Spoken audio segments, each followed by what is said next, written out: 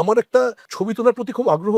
বাড়িতে একটা click 3 camera ছিল, যেটা বেড়াতে বেড়াতে গেলে সব মাঝে সব মধ্যে বাড়িতে থাকতো। ইনভেরিয়েবলি ক্যামেরা নিয়ে আমি ছবি তুলতাম বেড়াতে ওইগুলো। আমার বাবা বোধহয় এটা নোটিস করেছিলেন যে আমার একটা ন্যাক আছে ছবি তোলার। বাবা আমার 5 দিন পরীক্ষার পর আমাকে একটা ক্যামেরা দিয়েছিলেন, একটা রাশিয়ান ক্যামেরা জেনিথ এসপি। তো সেটা নিয়ে আমি আর আমার দাদা ছবি তুলতে শুরু করি, খুবই ইন্টারেস্ট হয়ে যায়। দাদাও তুলতো, আমিও তুলতাম। তো আমি প্রাইভেট টিউশন করতাম, সেই প্রাইভেট টিউশনের টাকা জমিয়ে জমিয়ে আমরা ওই জেনিথটাকে এক্সচেঞ্জ করে একটা নিকন ক্যামেরা কিনেছিলাম। তখন তুমি তো ফটোগ্রাফি করো, তখনও কিন্তু এটা আমার আসেনি যে ফটোগ্রাফিটা যে একটা ক্যারিয়ার হিসেবে করা যায়। ছবি তোলাটা নিয়ে কি ভাবছো, স্টিল ফটোগ্রাফিটা নিয়ে?